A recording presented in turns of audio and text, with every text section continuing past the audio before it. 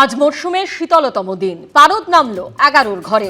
সরাসরি এই মুহূর্তে আমাদের প্রতিনিধি হিন্দল দে আমাদের সঙ্গে রয়েছেন। হিন্দল, আগামী কয়েকদিনই কি এই পারদ পতন জারি থাকবে? আলিপুর আবহাওয়া দপ্তর সূত্রে ঠিক কি জানতে পারছো? দেখো, আগামী কয়েকদিন সেই পারদ পতন জারি থাকবে কিনা সেটা এখনো পর্যন্ত আবহাওয়া দপ্তর স্পষ্টভাবে জানায়নি। যদিও আবহাওয়া দপ্তর সূত্রে প্রাথমিকভাবে যেটা জানা যাচ্ছে যে আজ যেহেতু সবচেয়ে শীতলতম দিন এই মরশুমের, 11 ডিগ্রি সেলসিয়াস যেখানে তাপমাত্রা নেমেছে, সেই তাপমাত্রা কিন্তু ধীরে ধীরে খানিকটা বাড়বে এবং সোমবার পর্যন্ত সেই তাপমাত্রা বাড়লেও শীতের যে আমেজ, সেই আমেজ কিন্তু বজায় থাকবে। তোমাকে বলে রাখি, আলিপুর আবহাওয়া দপ্তর যেমন গতকালই জানিয়েছিল যে গতকাল শীতলতম দিন ছিল, কেননা 12.6 ডিগ্রি সেলসিয়াসে তাপমাত্রা নেমেছিল। তাকে টক্কর দিয়ে আজকের তাপমাত্রা কিন্তু একেবারে 11 ডিগ্রি সেলসিয়াসে চলে এসেছে।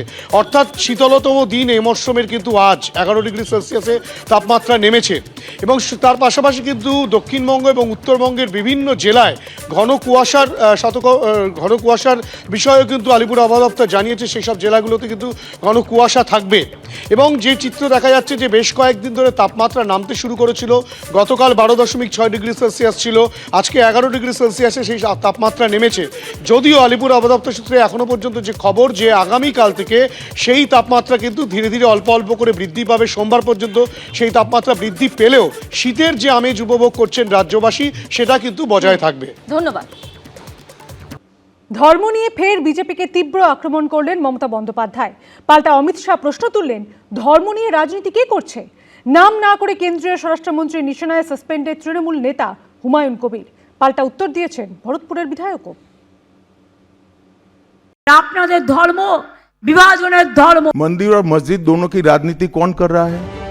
মন্দির উদ্বোধন থেকে দুর্গা অঙ্গনের ভিত্তিপ্রস্তর স্থাপন, মসজিদের শিলান্যাস, কোথাও গীতা পাঠের আসর, তো কোথাও লক্ষ কণ্ঠে কোরআন পাঠের ঘোষণা। ভোটের আগে এইসব ছবি কার্যত বলে দিচ্ছে 26-এর বিধানসভা নির্বাচনে অন্যতম ইস্যু হতে চলেছে ধর্ম। কারণ একদিকে হিন্দু ভোটকে একজোট করতে মরিয়া বিজেপি, আর অন্যদিকে তৃণমূলের বিরুদ্ধে সংখ্যালঘু তোষণের অভিযোগে সরব বিরোধীরা। এই অবস্থায় পর্যবেক্ষকরা বলছেন, বিধানসভা ভোটের আগে সংখ্যালঘু ভোট নিয়ে উদ্বেগ বাড়ছে তৃণমূলের।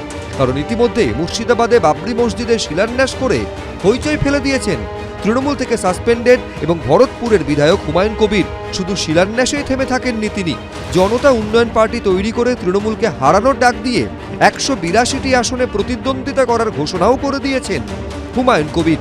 তার লক্ষ্য যে সংখ্যালঘু ভোট, তাও বুঝিয়ে দিয়েছেন ভরতপুরের বিধায়ক।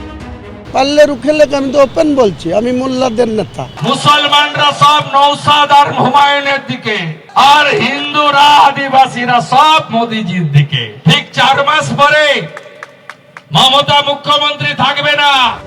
এরই মধ্যে সোমবার নিউ টাউনে দুর্গা অঙ্গনের ভিত্তিপ্রস্তর স্থাপন করেছেন মমতা বন্দ্যোপাধ্যায়। এই দুর্গা অঙ্গন বিশ্বের বৃহত্তম দুর্গা অঙ্গন হিসেবে প্রতিষ্ঠিত হবে।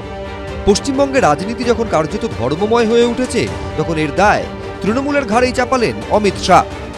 एक तृणमूल से निकले हुए एमएलए कर रहे हैं और एक तृणमूल कांग्रेस कर रही है।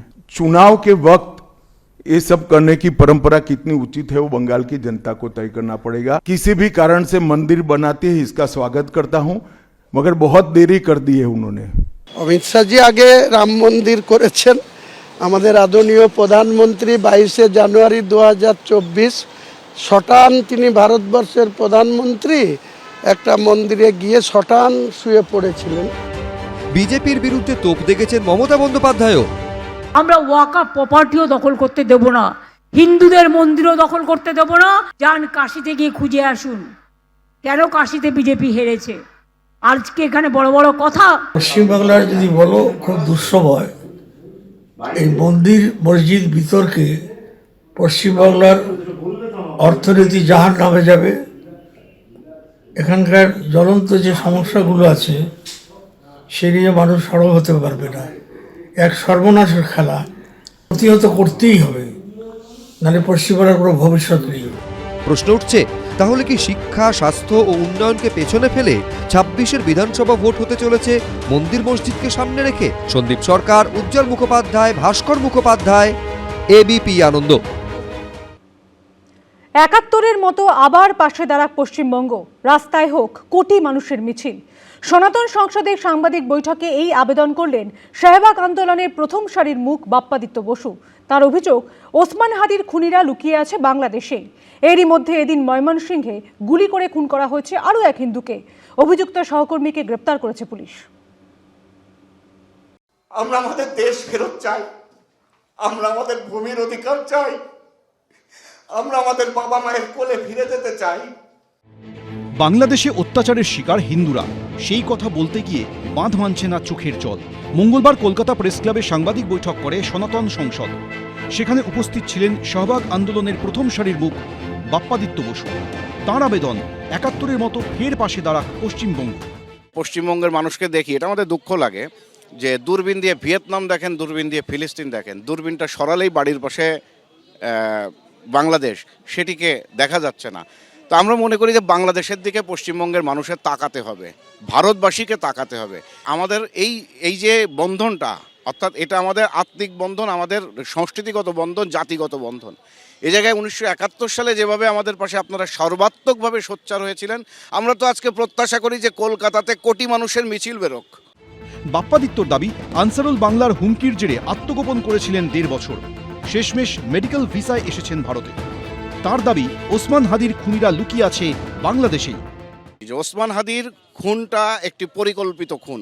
এটা যেটা মেটিকিউলাস ডিজাইন 2024-এর জুলাই আগস্টের আন্দোলনকে স্বয়ং প্রফেসর ইউনুস বলেছেন, আজকে কিন্তু সে মেটিকুলাস ডিজাইনের 2য় পর্ব চলছে।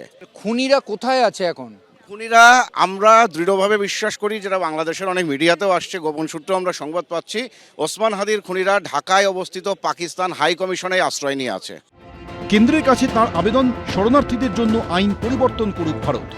কিন্তু যারা শরণার্থী হয়ে এখানে আসছেন, জীবন বাঁচানোর তাগিদে ভারতে আসছেন, সেটা হিন্দু হোক বা মুসলিম হোক, বা মুক্তিযুদ্ধের পক্ষের যে মানুষগুলো এখানে আসছেন বেঁচে থাকার তাগিদে, বিশেষ করে অন্তত 2 লক্ষ হিন্দু তো গত 1.5 বছরে এসছেন। এদের ক্ষেত্রে তাদের যে আশ্রয়ের আমাদের এখানে স্ট্যাটাসটা কী হবে? আমরা চাই যে অন্ততপক্ষে আপনারা আপাতত আমাদেরকে একটা লং টার্ম ভিসা দিয়ে এখানে অন্তত বৈধভাবে বসবাসের সুযোগ দিন। আর হিন্দুদের থেকে যারা এখানে আসছেন, তারা যদি এখানে নাগরিকত্ব নিতে চান, তাদের জন্য নাগরিকত্ব আইন শিথিল করে, যেটা 2014 অবধি আছে, সেটাকে মানে এখনকার সময় পর্যন্ত রানিং করে দেন। আমরা চাই অনুপ্রবেশকারী যারা লুকিয়ে চুরিয়ে ঢুকে পড়েছেন, এই দেশে রয়েছেন, তাদের খুঁজে ডিপোর্ট করতে হবে। এখানে কোনোভাবে আশ্রয় দেওয়া যাবে না। সমস্ত শরণার্থী যারা বাংলাদেশে, যাদের ধর্মের কারণে, যারা সরাসরি অত্যাচারিত হয়েছেন, বা ওই ধরনের নক্কারজনক যে আচরণ বাংলাদেশে যারা করছেন, তার বিরোধিতা করবার জন্য যারা আক্রান্ত হয়েছেন, যারা এখানে চলে এসেছেন, তাদের জান মাল সম্পূর্ণ সুরক্ষা আইনানুগ দেশের প্রক্রিয়ায় যত দূর যেতে হয় আমরা যাব এবং দেবো এবং পাশে থাকবো। এদিকে অশান্তি অব্যাহত বাংলাদেশে। এদিন ময়মনসিংহে খুন হয়েছেন আরও এক হিন্দু। মৃতের নাম বজেন্দ্র বিশ্বাস। অভিযোগ, এক সহকর্মী তাকে গুলি করেন। অভিযুক্তকে গ্রেফতার করেছে পুলিশ। ঝিলম করঞ্জাই, এবিপি আনন্দ, কলকাতা। এবিপি আনন্দ, এগিয়ে থাকে, এগিয়ে রাখে।